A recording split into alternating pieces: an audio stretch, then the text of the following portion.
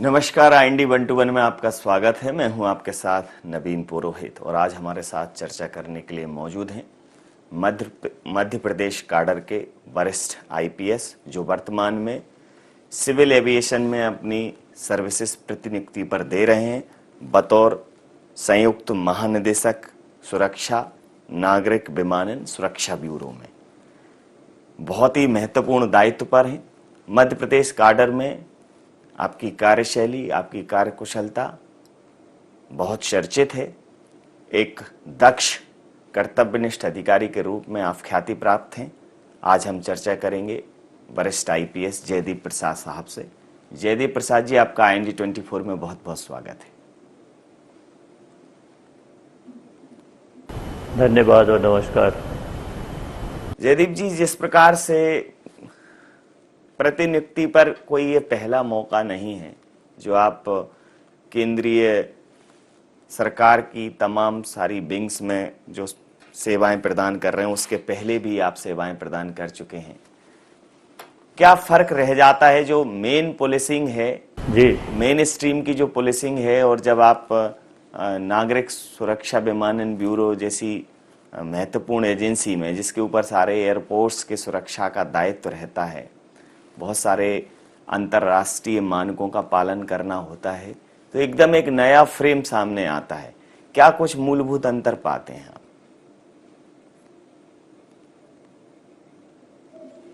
जी देखिए, हर लेवल में जब हम काम करते हैं तो उस एक्सपीरियंस का बड़ा महत्व होता है। जी, जैसे कि जिला पुलिस में हम लोग ग्राउंड लेवल पे जो काम किया, उस समय भी एयरपोर्ट सुरक्षा से कई बार संबंधित रहे। जब हम एडिशनल SP इंदौर में रहे या SP भोपाल में रहे, विमानन सुरक्षा से रिलेटेड हमेशा कोऑर्डिनेशन बैठक होती रहती थी, जिसमें हम सहयोगी के रूप में हम लोग देखते थे। फिर जब मैं CISF में गया तो वो थोड़ा अंदर से वो सिक्योरिटी डायरेक्टली एग्जीक्यूटिव बॉडी का काम में देखा, जो एग्जीक्यूशन का काम था। अब जिस रोल में मैं आया हूँ वो है रेगुलेटर और पॉलिसी मेकिंग का। तो जब अगर ग्राउंड लेवल में आपकी एक्सपीरियंस है, ग्राउंड लेवल से आप चीज़ों को देखते हैं, समझते हैं, उसके बाद जब आप रेगुलेशन की भूमिका में आते हैं और पॉलिसी मेकिंग की भूमिका में आते हैं, तो आप बेहतर डिसीजन लेते हैं जो कि ग्राउंड लेवल से पर्टिनेंट होता है और सही निर्णय लेने में और सही पॉलिसी बनाने में सहयोगी होते हैं और कामयाब होते हैं। जिस प्रकार से इस दायित्व को निर्वहन करते हुए अभी आपने जो भी ग्राउंड पर विजिट्स की होंगी या इस दौरान जो भी आपने विश्लेषण किया होगा, सुरक्षा के मानकों में सबसे ज्यादा महत्वपूर्ण कौन से ऐसे आपको फैक्टर लगे कि जिन पर अब आप चाहते हैं कि आप काम करेंगे और उनको और दुरुस्त करेंगे? जी, सुरक्षा हमेशा लोगों को ऐसा लगता है कि अगर जब अपने पे आती है तो लोगों को लगता है कि हमारे साथ क्यों, दूसरे के साथ क्यों नहीं। जी और एक नॉर्मल एक रहता है कि मुझे थोड़ी सी छूट मिल जाए। जी, लोगों को ये समझना चाहिए कि सुरक्षा उन्हीं के लिए होता है, और जब तक आप सभी सुरक्षा के नियमों का पालन नहीं करेंगे तो पूरी तरह से सुरक्षित नहीं हो पाएंगे। जी, कई बार लोग सुरक्षा को बाईपास करने की कोशिश करते हैं, जो कि हम ग्राउंड लेवल में देखते हैं। तो उसके लिए हम नियम बनाते हैं। अब एज ए रेगुलेटर और पॉलिसी मेकर हमारे लिए चैलेंज ये है कि सुरक्षा ऐसी हो जिसमें लोगों को कम से कम तकलीफ हो, कम से कम असुविधा हो, कम से कम समय लगे, और सरकार की तरफ से हमारा सुरक्षा देने में हमारा खर्च भी कम हो, तो एक सीमलेस हो और हमारी सुरक्षा भी बेहतर हो। तो यही एक चैलेंज रहता है कि दोनों के बीच में हम बैलेंस बना सकें।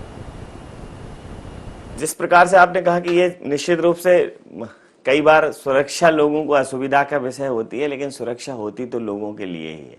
पहले कई सारे एयरपोर्ट्स पर सुरक्षा को लेकर कि सुरक्षा जांच में समय कम लगे, लेकिन उसके मानक जो हैं वो उन स्टैंडर्ड पर कोई फर्क नहीं आए। वो जो स्टैंडर्ड हैं वो फॉलो हों। तो कई जगह जांच में जैसे स्टंपिंग से छूट दी गई, कई एयरपोर्ट्स हैं जिन पर स्टंप नहीं होता, सुरक्षा जांच की सील नहीं लगती है। कुछ ऐसी नई टेक्निक्स का इस्तेमाल कर रहे हैं सर कि जो समय है सुरक्षा जांच का वो कम हो, लेकिन जो मानक हैं वो दुरुस्त बने रहे। बिल्कुल दुरुस्त कहा आपने, और इस पे लगातार प्रयास किए जा रहे हैं। जैसे अभी स्टैंपिंग की बात आपने कही, तो ये अभी कोविड काल में स्टैंपिंग से छूट हम लोगों ने शुरू किया है, एक्सपेरिमेंटल तौर पर है। और सुरक्षा में एक चीज़ आपको मैं कहना चाहूँगा कि हम जब एयरपोर्ट की सुरक्षा करते हैं तो बिल्कुल ज़ीरो टॉलरेंस की बात करते हैं, और इंटरनेशनल स्टैंडर्ड्स को हम फॉलो कराते हैं। आईकॉव जो है इंटरनेशनल सिविल एविएशन ऑर्गेनाइजेशन, जो कि मानक प्रदाय करता है पूरे वर्ल्ड के लिए, उसको हमको कॉम्प्लाई करना पड़ता है, क्योंकि एयरपोर्ट्स जो है पूरे वर्ल्ड से जुड़ा हुआ है। पूरे नेशनल इंटरनेशनल एयरलाइंस वहाँ पर आते हैं, और उन्हीं मानकों का हम ध्यान रख के उसको फॉलोअप कराते हैं। कहीं छोटी सी भी चूक होती है तो वो एक बहुत बड़ी बात के रूप में सामने आ सकती है, जो कि पास्ट में आप लोगों ने देखा है, कई कई हादसे भी हुए हैं जी। और आतंकवादी गतिविधियों से भी आप ये नहीं कह सकते कि वो नहीं हो सकता है। इसीलिए हमको हाईएस्ट वो अलर्टनेस रखना पड़ता है एंड ज़ीरो टॉलरेंस रखना पड़ता है। जी। अब ये स्टैंडर्ड के साथ, इस गोल के साथ जब हम काम करते हैं तो उसमें कई बार लोगों को लगता है कि असुविधा हो रही है या ज़्यादा समय लग रहा है। हम लगातार उसमें प्रयासरत रहते हैं कि आर्टिफिशियल इंटेलिजेंस, सीसीटीवी कैमरे और टेक्नोलॉजी के मिश्रण से हम लोगों की सुविधाओं को कितना बढ़ा सकते हैं with no compromise on security aspect. बिल्कुल ठीक कहा आपने।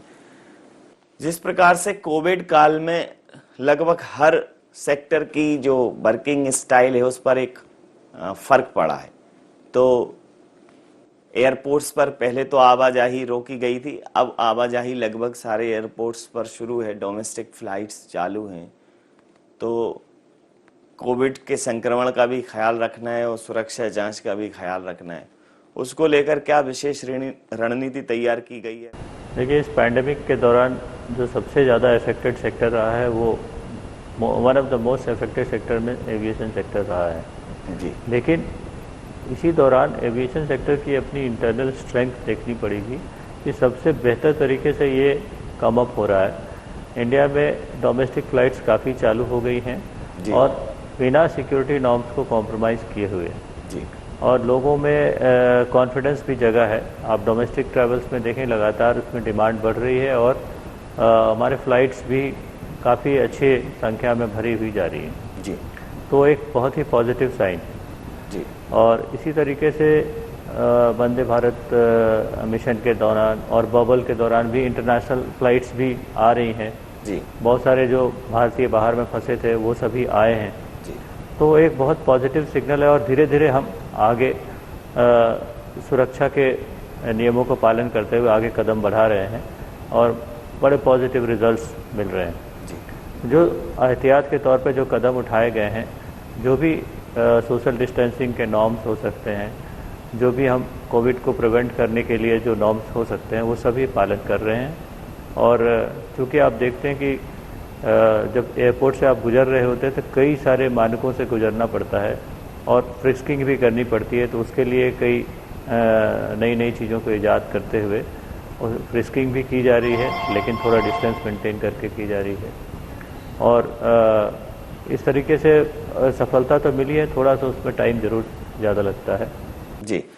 जिस प्रकार से सर, जब आप किसी स्टेट की अथॉरिटी के तौर पर काम करते हैं तो जो कार्य क्षेत्र होता है वो बड़ा सीमित होता है और बहुत फोकस होके काम कर पाते हैं, और जब वही किसी केंद्रीय विभाग के प्रतिनियुक्ति के तौर पर जब आप किसी केंद्रीय विभाग में जाते हैं, किसी केंद्रीय एजेंसी में जाते हैं, तो दायरा बहुत बड़ा हो जाता है। कश्मीर से कन्याकुमारी तक ध्यान रखना होता है। तो जब ये एक स्टेट से पूरे देश में जब अपनी सेवाएं देनी होती हैं, पूरे देश के सिस्टम पर निगाह बनानी होती है, तो एक बड़ा चैलेंज हो जाता है कि जो व्यवस्था है वो सुचारू रहे। और इतने बड़े स्तर पर जब व्यवस्थाओं का संचालन होता है तो वर्कलोड तो सर ज़्यादा रहता होगा, कैसे उसको एडजस्ट करते हैं सर, कैसे उसको सेटल करते हैं?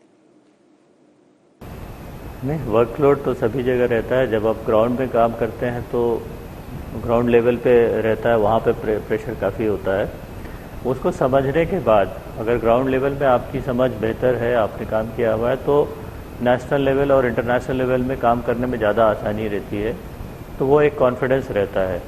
जब आपने नियमों को नीचे लेवल पे अगर पालन कराया है तो आपको समझ रहता है कि कौन से नियम सही तरीके से पालन कराए जा सकते हैं और कहाँ पे परेशानी है। वो समझ होने के बाद काम करने में कोई परेशानी नहीं।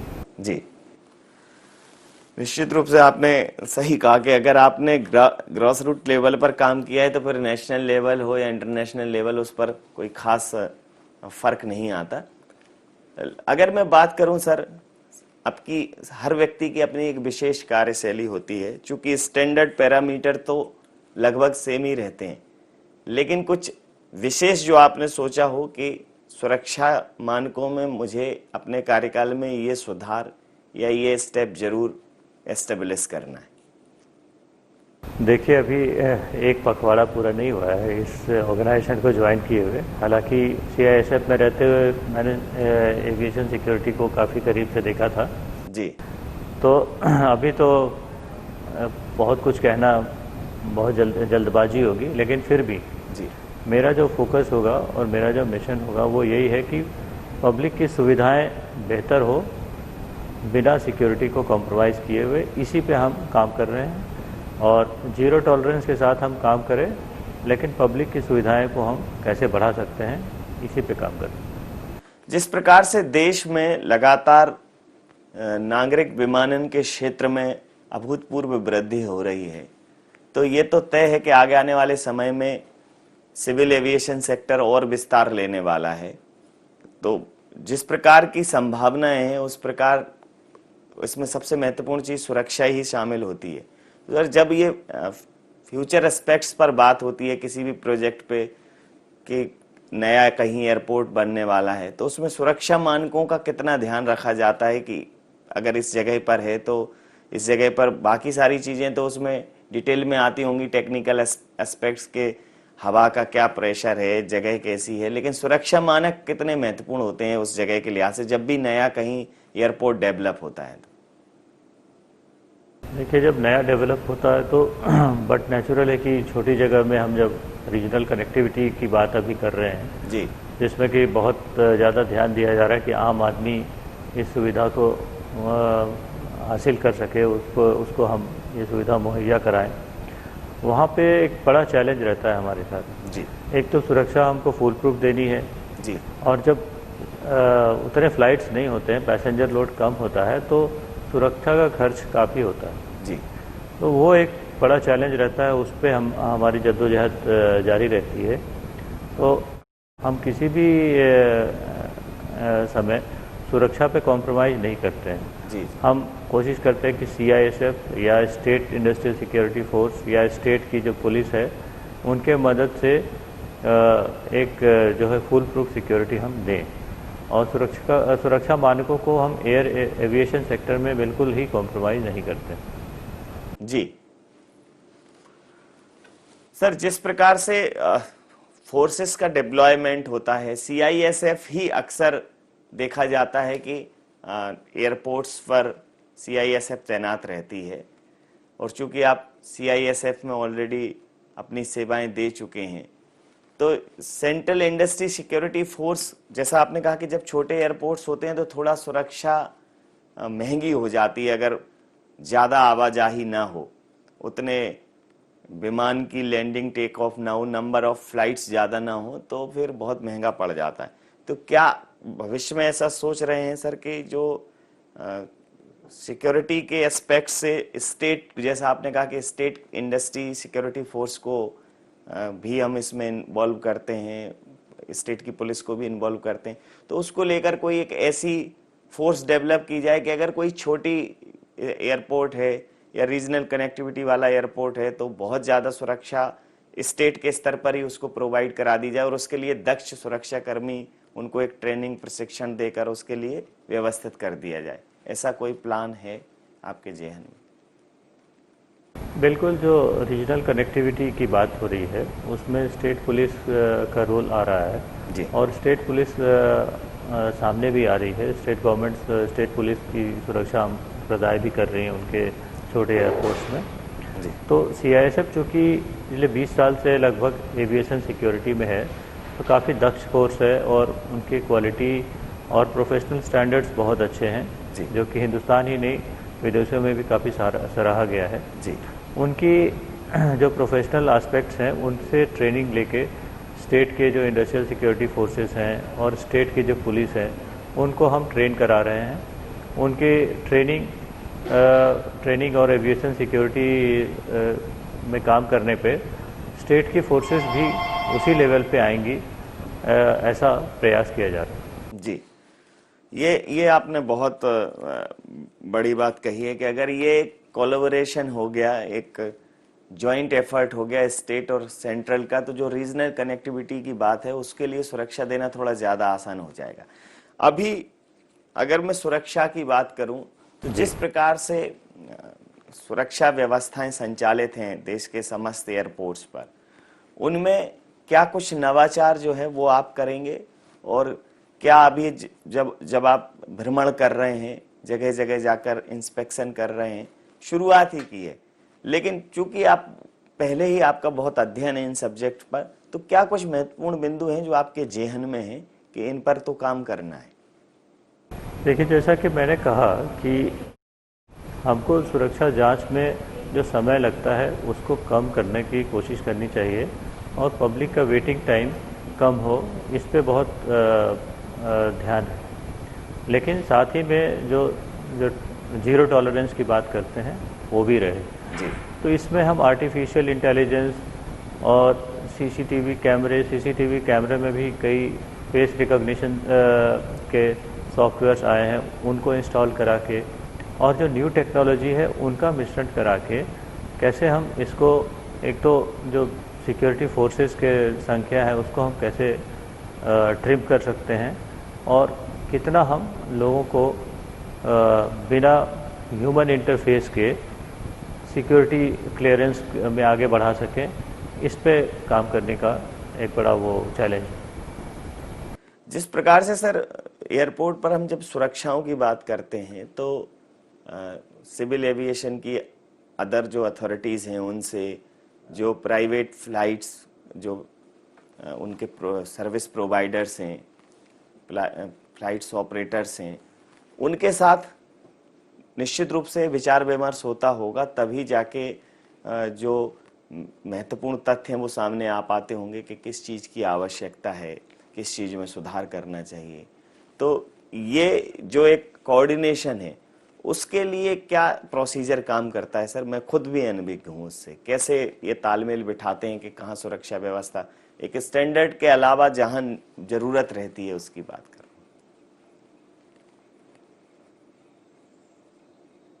देखिए, एयरपोर्ट में बहुत ज़बरदस्त कोऑर्डिनेशन की ज़रूरत होती है। उसमें एयरपोर्ट अथॉरिटी होते हैं मेनली, सीआईएसएफ है, एटीसी है, ट्रैफिक कंट्रोल है और कई सारे जो इंटेलिजेंस एजेंसी हैं, लोकल पुलिस है, जिला पुलिस जिसको कहते हैं। तो ये मुख्य एजेंसीज हैं। इनके अलावा जो ग्राउंड हैंडलिंग एजेंसीज हैं, कार्गो हैंडलिंग एजेंसीज हैं जी, तो ये इन सबों का एक बड़ा ज़बरदस्त कोऑर्डिनेशन होता है। कोई भी अगर इन्फॉर्मेशन आए तो जो वहाँ का जो कंट्रोल रूम है उसमें बात जाती है और त्वरित कार्रवाई करनी होती है जी, और इस पर ज़रा सा भी डिले बर्दाश्त नहीं किया जा सकता। जी, तो इसमें एयरपोर्ट डायरेक्टर्स का काफ़ी अहम रोल रहता है। एयरपोर्ट डायरेक्टर्स और हमारे जो रिप्रेजेंटेटिव्स होते हैं, सुरक्षा के जो वहाँ के चीफ होते हैं, जी, उनके बीच में लगातार कोऑर्डिनेशन होता है और ये 24/7 चलता रहता है। तो ये इनकी एक कोऑर्डिनेशन मीटिंग रेगुलरली भी होती रहती है और जब कोई आवश्यकता पड़े तो तत्काल उनकी मीटिंग होकर त्वरित उसमें कार्रवाई होती है। जी। बतौर संयुक्त महानिदेशक नागरिक विमानन सुरक्षा ब्यूरो, अभी जिस प्रकार से आप भ्रमण पर हैं, तो क्या महत्वपूर्ण तथ्य लेकर भ्रमण कर रहे हैं कि क्या किन चीज़ों पर विशेष गौर करेंगे? जैसे मध्य प्रदेश के एयरपोर्ट्स हैं, उत्तर प्रदेश के एयरपोर्ट्स हैं, या देश में जहां भी जाएंगे तो क्या महत्वपूर्ण तथ्य हैं जिनको आप जांचेंगे जरूर, परखेंगे जरूर, जो आपको लगता है कि इन सेक्टर पर मेरा ध्यान बहुत ज्यादा केंद्रित करूंगा? देखिए, हमको दोनों तरह के एयरपोर्ट्स देख रहे हैं। बड़े एयरपोर्ट्स हैं जो कि दिल्ली, बॉम्बे, जहाँ पे ट्रैफिक बहुत ज़्यादा है। जी छोटे एयरपोर्ट्स हैं जहाँ पे कम फ्लाइट्स आती हैं। जी तो वहाँ की जो इंफ्रास्ट्रक्चर है वो हम कितना यूटिलाइज़ कर रहे हैं, क्या वहाँ पे वहाँ के चैलेंजेस हैं, जी ये इस रोल में मेरे लिए समझना बहुत ज़रूरी है। जी तो इसीलिए ये एक तरह से उस तरह का भ्रमण है जिसमें कि हम अपने आप को ज़्यादा एजुकेट कर रहे हैं। जी उसके बाद उस समझ के साथ इस पॉलिसी को बनाने और रेगुलेट करने में मुझे सहायता मिलेगी। जी सर, सबसे अंतिम और महत्वपूर्ण प्रश्न कि चूंकि नागरिक विमानन सुरक्षा ब्यूरो एक ऐसी एजेंसी है जो स्वायत्त रूप से सुरक्षा के लिए कार्य करती है, तो क्या कोई इस प्रकार का भी सिस्टम मौजूद है कि एक लगातार एक विश्लेषण चलता रहता है कि सरकार को एडवाइजरी जारी होती हो कि सर अब यहाँ ये मतलब व्यवस्था में ये सुधार की ज़रूरत है या आवश्यकता अनुरूप इस प्रकार के बदलाव की ज़रूरत है, और जब इस प्रकार का कम्युनिकेशन ऊपर सेंट्रल को जाता है तो किस प्रकार से वो जो प्रोसेस है वो चलती है? इसके मैकेनिज्म से लगभग लोग अनभिज्ञ हैं। लोग आते हैं, जाते हैं, देखते हैं बड़े सिक्योरिटी सिस्टम बहुत मजबूत है, लेकिन इसके पीछे की जो एक मैकेनिज्म है, जो कवायद है, वो बड़ी महत्वपूर्ण होती होगी। वो कैसे काम करता है सर सिस्टम? देखिए, एक तो इसका जो सिस्टम है, एक तो हमारा bureau of civil aviation securities है जी, DGCA है जी, directorate general of civil aviation. ये मुख्य बॉडीज़ हैं जो कि सिक्योरिटी को डील करती हैं। जी, इनके वेबसाइट पे जाके आप ग्रीवांस या आपके जो सजेशंस है वो दे सकते हैं। जी, हमारे जो रीजनल ऑफिसेस होते हैं जी, वहाँ पे बताया जा सकता है, जो रीजनल डायरेक्टर कहलाते हैं। जी, तो बड़े बड़े एयरपोर्ट में एक ही रीजनल डायरेक्टर होते हैं जी, और छोटे एयरपोर्ट्स को 2-3 एयरपोर्ट्स को मिला के एक रीजनल डायरेक्टर होते हैं। जी, तो स्टेट्स में कम से कम एक रीजनल डायरेक्टर तो होते ही हैं। जी, तो इस तरह से वहाँ पे हम लोकल लेवल में भी बता सकते हैं जी, या फिर वेबसाइट के जरिए भी बता सकते हैं, और कई बार पब्लिक रिप्रेजेंटेटिव के माध्यम से भी कोई बात कहना हो तो वो सीधे फिर हमारे मिनिस्ट्री में अगर कुछ बताया जाता है तो वो फिर मिनिस्ट्री की वरिष्ठ अधिकारियों के माध्यम से हमारे तक आती है। जी, बहुत शुक्रिया जयदीप सर हमारे साथ जुड़ने के लिए और बात करने के लिए। तो नागरिक विमानन सुरक्षा ब्यूरो के संयुक्त महानिदेशक जयदीप प्रसाद जी से हमारी चर्चा हुई, और जिस प्रकार से एयरपोर्ट्स के संचालन में सिक्योरिटी का बहुत महत्वपूर्ण योगदान है। अब जहां बात ये देश रीजनल कनेक्टिविटी की कर रहा है तो CISF जैसे दक्ष फोर्स से सिक्योरिटी प्रोवाइड कराना बहुत खर्चीला है, तो स्टेट इंडस्ट्रियल सिक्योरिटी फोर्सेस को और स्टेट की अदर फोर्सेस को दक्ष करके उन एयरपोर्ट्स पर सिक्योरिटी प्रोवाइड की जाएगी। तमाम सारे नवाचारों का कई चरणों में प्रारंभ किया जाएगा, कई नवाचारों को, और सुरक्षा के साथ किसी भी प्रकार से कोई समझौता नहीं किया जाएगा। IND 121 में इतना ही। आप बने रहिए IND 24 के साथ और देखते रहिए IND 24। नमस्कार।